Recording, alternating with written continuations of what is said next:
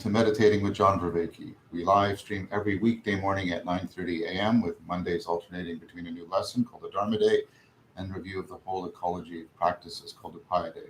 Yesterday was Upaya Day. If you're joining us for the first time, you're most welcome. For previous lessons and sits, see the description of this video. I recommend you immediately do lesson 1 and then try to do 1 or 2 lessons a week as you continue to meet and sit with us. Ask everybody to please help me to reach as many people as possible by liking this video stream. That will increase its visibility in the YouTube algorithm. At the end of every session, there's a Q&A. Please limit the questions to the ecology of practice. However, you can ask from any lesson in the course. For more general questions, you can come this Friday, the 21st at 3 p.m. Eastern Time, to a general Q&A that's live streamed on YouTube. So today we'll have a regular sit and some time for some questions. Tuesdays and Thursdays we tend to give priority to questions from the Eastern tradition. Monday, Wednesday, and Friday, which tend to be slightly longer classes, we also give priority to questions from the Western tradition, the Wisdom of Hypatia course. All right, everyone. It's wonderful to be here as always. So let's get into position. Let's set your phones to do not disturb. As always, we'll begin with chanting and then we'll move to silent sitting. We will begin when I say begin. Begin.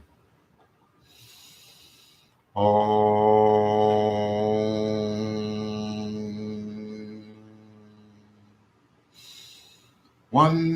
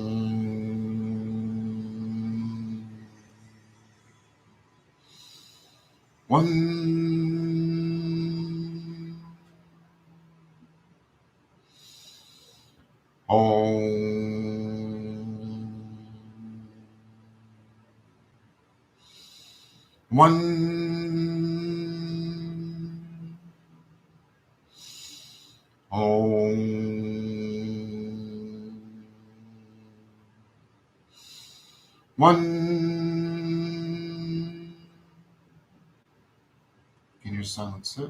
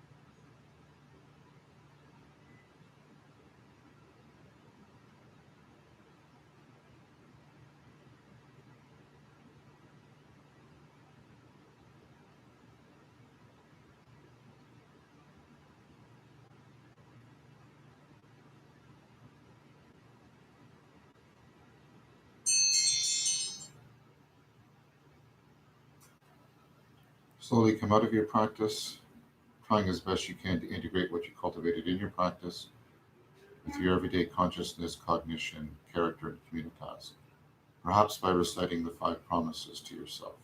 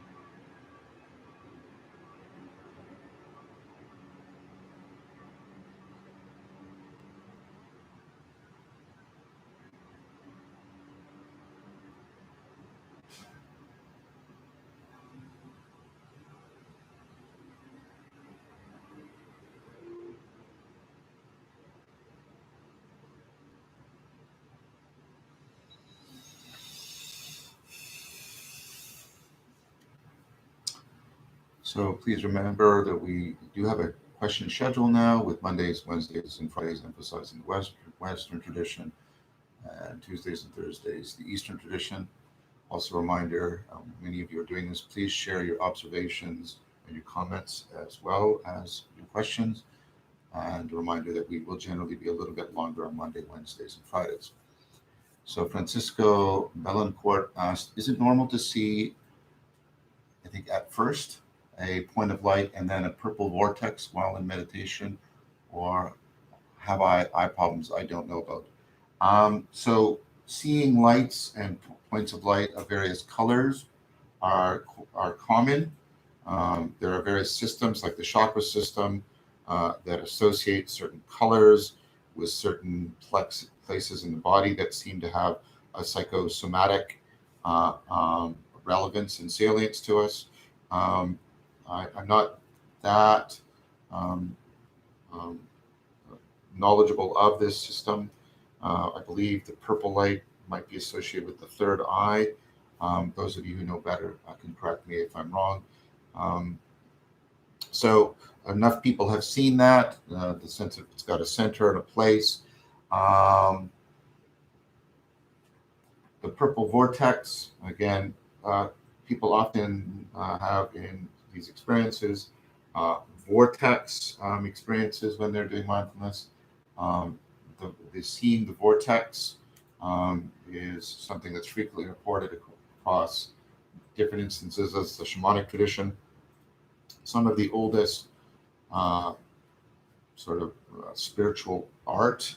I have to be very cautious here because the evidence is underdetermined, but there are these spirals like this that seem to be associated with transformative states. So it's plausible, therefore, that seeing light, that's very common, point of light, very common, and then seeing purple, again, somewhat common, associated with sort of processing according to the chakra tradition, with sort of the third eye, the eye of insight, as opposed to physical vision. And the vortex, again, is reported across shamanic practices, indicating a sort of a restructuring, a fundamental restructuring of one's salience landscape. So all of these things are reported. It doesn't mean that your particular constellation is widely reported, but seeing points of light, experiencing colors, purple, the vortex, these are things that other people have reported. I don't think it means anything is defective about you. I don't know. I have not found that sort of cultivating the colors, and this is why I have some sort of, I guess, questions about the chakra system, has been particularly transformative. I think centering on these centers and doing like we do of the sense of opening and expanding, bringing cognitive flexibility, breaking up body armor around them, that I have found transformative. Focusing on the colors hasn't, but other people have. So I tend to have a sort of maybe it'll be helpful, maybe not. I'm not sure. The vortexing, I don't think it should be pursued as a sense of trying to enhance it. I think you should accept it as an indication of significant restructuring going on. But I think if you pursue it, you might start to get a kind of vertigo, etc. So I hope that was helpful to you. I don't think there are cause for concern, but I would recommend not focusing on them and trying to enhance them, but just let them unfold and treat them, label them, and then try to return to your breath. Stian Tolpinrud. I'm probably mispronouncing your name. I apologize. There's a comment. I'm thankful for having someone to sit with regularly because I have some difficulty committing to schedule. So a heartfelt thanks for doing this. It really helps, even if I'm way behind on lessons. Thank you for sharing that. And there's really good evidence that we find it much easier to commit to something, especially a long-term project, if we are in a community with other people who are also committing to that project and therefore committing to us. So thank you for sharing that. That's edification. That's using our sense of communitas to build up each other in building edification, build up each other as we try to commit ourselves to long-term transformation. Dan Frank, do you have a topical book list posted somewhere? No, I don't. In Awakening from the Meaning Crisis, on the videos, I list books that I'm referring to. We posted a couple of lists of some of the books on for this Ecology of Practices, but I don't have a comprehensive list anywhere. It is something I should do. I can't bring much time to bear on that problem right now, but I understand why it's important. When the book form of Awakening from the Meaning Crisis, Part 1 and 2 come out, there will be both a glossary and a list of all books mentioned, cited, used. So that resource is going to be available, hopefully, perhaps by the end of this year, at least the first book. Kira Kroger. Kira, in what I'm going to read with her observations, referring to an earlier question she asked about sort of the nebulous nature of desire and resistance in labeling it.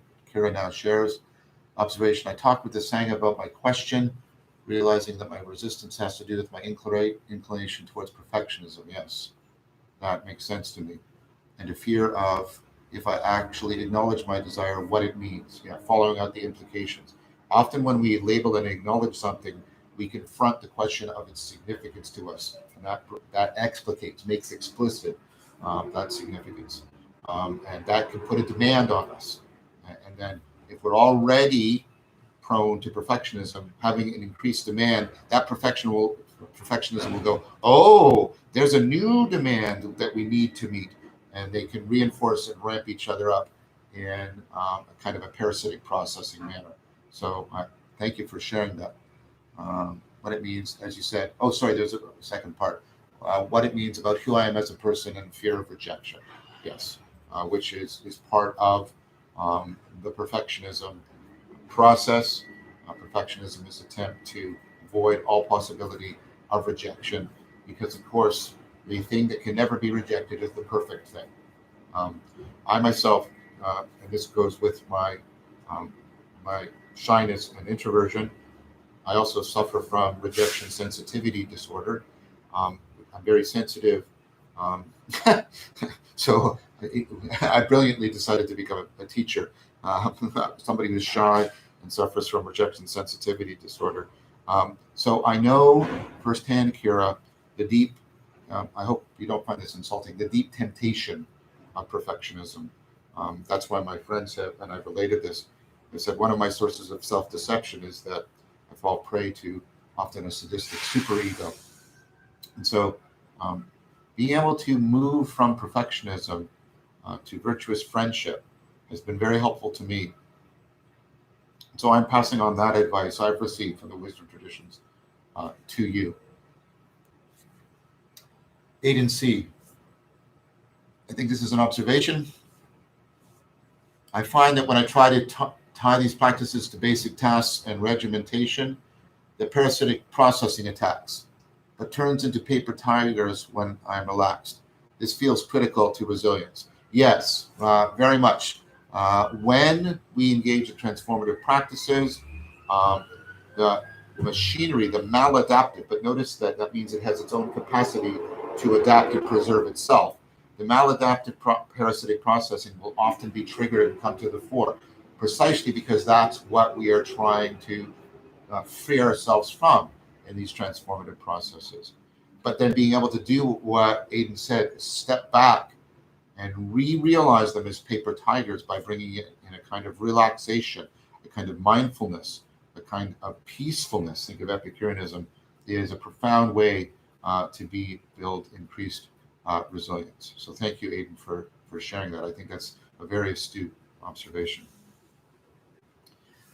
So I want to thank everyone for joining. I want to thank my beloved son, Jason, who is making everything happen behind the scenes today. Thank you very much. He's getting better and better at this, and it's flowing very smoothly, very effectively. I want to ask everyone to please subscribe to this channel to be notified of the next video. You'll also find links to the lecture series, Waking from the Meaning Crisis, to the Dia Logos series, Voices with Vervaeke. There's a new series coming out on consciousness called Untangling the World Knot. And then there's another series that will come out early next year on the nature of the self. We're going to also probably start at some point a cognitive science channel. And additionally, the major project that will start hopefully to come into active filming soon, juggling balls around funding and dealing with COVID, is After Socrates, which will be very consonant and resonant with the Wisdom of Hypatia course. Because as I mentioned, the touchstone figure for all of these Western wisdom traditions is, of course, Socrates. We are all, in that sense, when we're following the Wisdom of Hypatia, we're all after Socrates. We're following from him, we're after him, but we're also trying to get a deeper understanding of him and from him. Please invite others who might benefit by sharing this series. Join this Discord server to chat with others. The link is in the description. I was on the Discord server last night from a very thought-provoking, challenging, but very enjoyable Q&A. And the Discord server is going to host and home some of the group practices that are central to the Wisdom of Hypatia. We do this every weekday morning at 9:30 Eastern Time. Please follow me on Twitter for the fastest updates. Please remember that continuity of practice is more important than sheer quantity of practice. Don't hold yourself to a standard of harsh perfectionism, but a virtuous friendship, because there is no enemy worse than your own mind and body, but there is no friend, no ally, no true companion on the path better than your own mind and body. Be lamps unto yourselves and to each other. I'll see you all tomorrow. Thank you again. Take good care.